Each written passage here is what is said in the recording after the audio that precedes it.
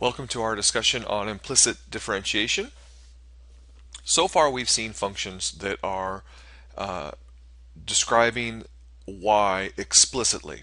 And what that means is all the functions that we've been dealing with so far, it's always just y all by itself equals some stuff. For instance, y equals the square root of x cubed plus 1, or y equals x sine x, or y equals cosine x, y equals e to the x. All these things in general are in the form y equals f of x. And when you have something listed as y equals f of x, that's what we say y is defined explicitly. Well, sometimes we have functions that really can't define y explicitly.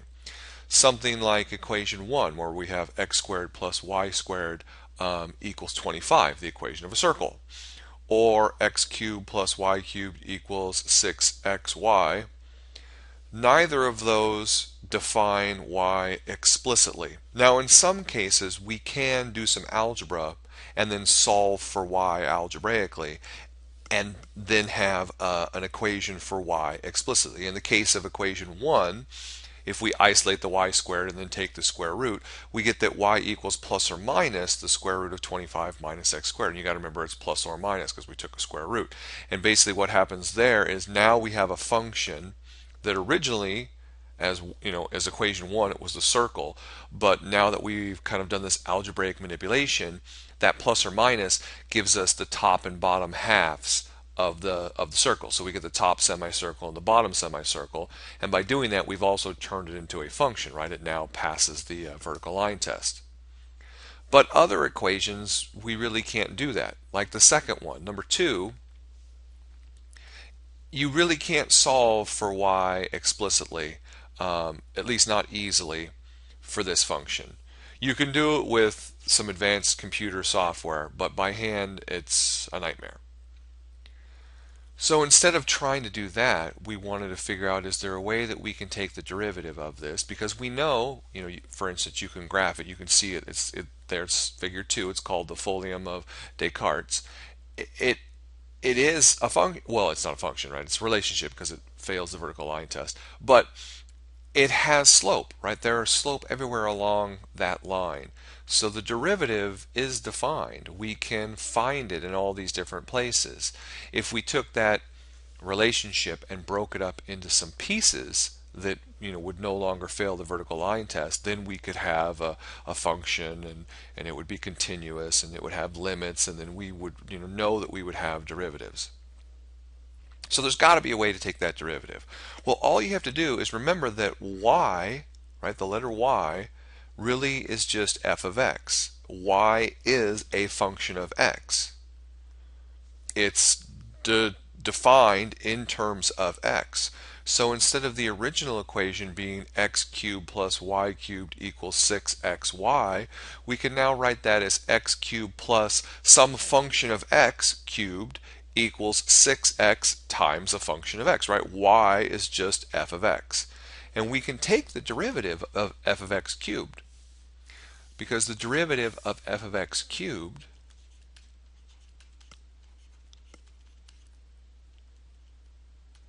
you'll remember is just the chain rule. We take the derivative of the outer layer, so we get 3, and then the function squared, and then times the derivative of the function. Right? That's the generalized power rule for functions now instead of just x that we learned when we started talking about the chain rule. So we can do this. We can take derivatives of f of x. And we could do the same thing for 6x times f of x. We would just have to use the product rule, because those are now two different functions. F of x, and then the other function you can call g of x would be the 6x. Okay, so when we're dealing with y, we don't have to, and we want to take derivatives of these functions with y's in them. We don't always have to solve for y. If you can easily solve for y and then get the function written explicitly in terms of y, that is always going to be the easier way to go. Absolutely.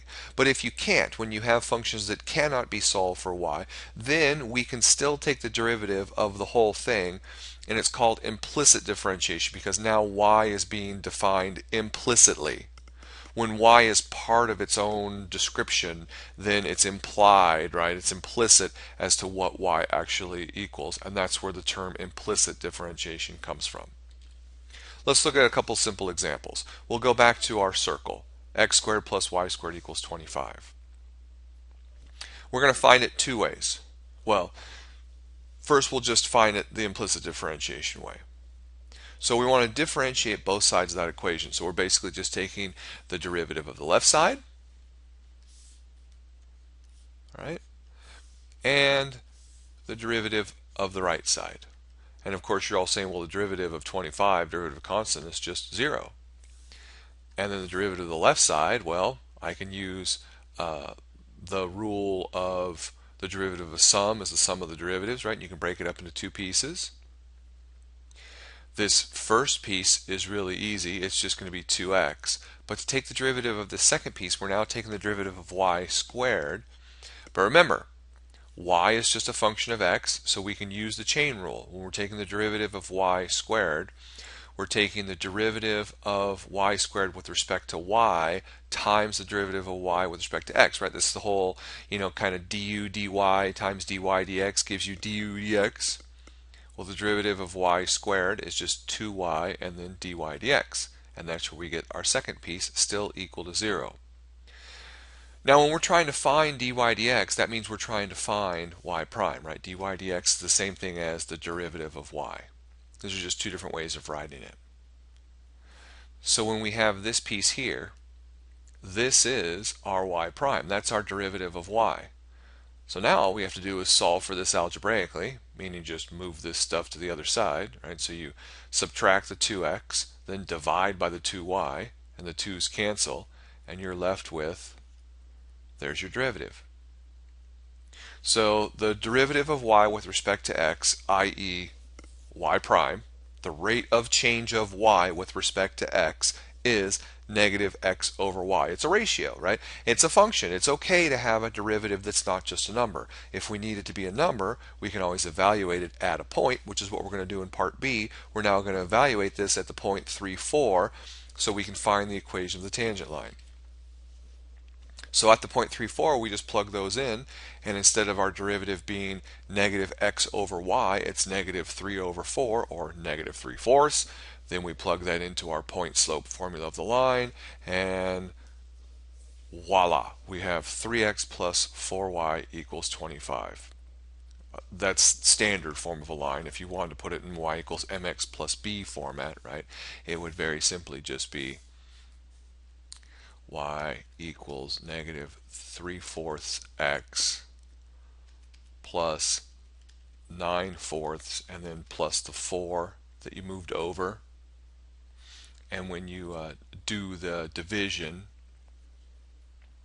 you get y equals negative 3/4 x, right, plus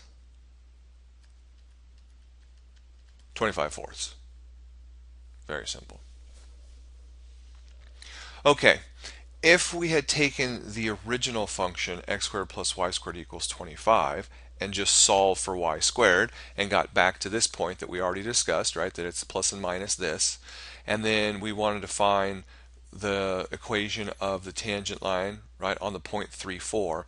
Well, the point 3, 4 lies on the positive version, right, the upper semicircle. So we're going to use the positive version and not the negative version. So now we're going to consider the function to just be this piece.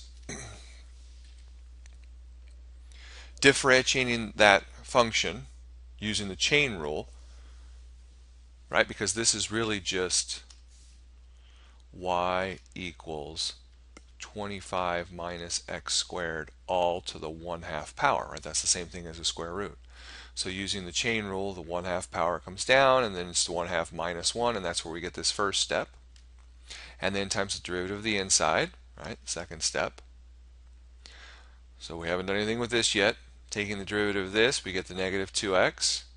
We combine this, negative 2 times a half just gives me the negative 1. The x is on top. This negative 1/2 means it's to the bottom, right, with the 1/2 power. And this is as clean as we'd want to write it. That's the derivative of the function. Now, evaluate the function at 3, 4. Plug those in, and you see you get the exact same slope, which of course will give you the exact same equation of a line. Now you might be asking yourself, how the heck did we get this derivative this way and we got negative x over y the other time, right? They seem hugely different. Well, remember, in this case, because we're looking at the upper half of the semicircle, what does y equal? Up here, what does y equal? Well, y equals the square root of 25 minus x squared. So by substitution, doesn't this really equal negative x over y? Ta-da! They are exactly the same. Okay, a derivative is a derivative is a derivative. It's a rate of change, so they are exactly the same. It's just when we did it implicitly, we got an answer that had y in it. And that's not always going to be the case, but sometimes it is.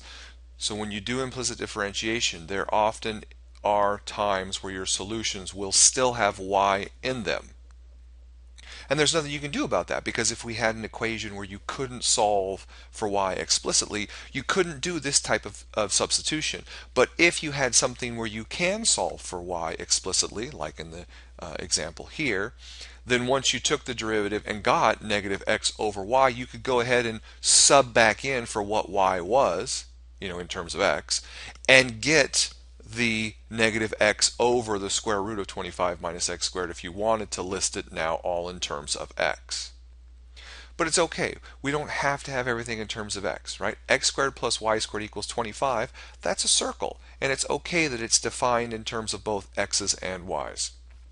So kind of break that habit in your mind of everything always has to be y equals some stuff. It doesn't have to be. We're now going to have this new technique for how we can solve derivatives, right? Find derivatives of functions that are no longer going to be y equals some stuff. And it's very simple. You just take the derivative of y like you would the derivative of x. Just remember that you're going to have to use the chain rule, because anytime you're taking the derivative of y, right? So for instance, let's look at one other simple example. Let's take d dx of x y squared. Well, these are two different functions. This is now my g function, and this is my f function, if you want to think of it, or vice versa. This requires the product rule. So it's the derivative of the first, which is just 1, times the second, plus derivative of the second, well, that's just 2y dy dx, right? Because the derivative of this one is, again, using the chain rule.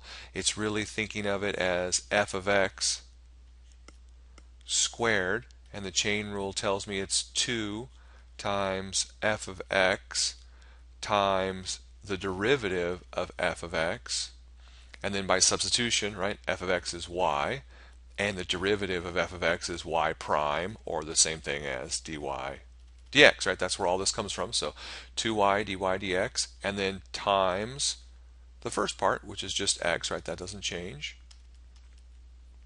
So we get y squared plus 2xy dy dx. And that is the derivative of that function. If we wanted to, if we're trying to solve it, then you can solve it for dy dx only if the thing is originally equal to something, right? But that is the derivative of the function. And that's all we have to worry about for now, is how to find these things implicitly.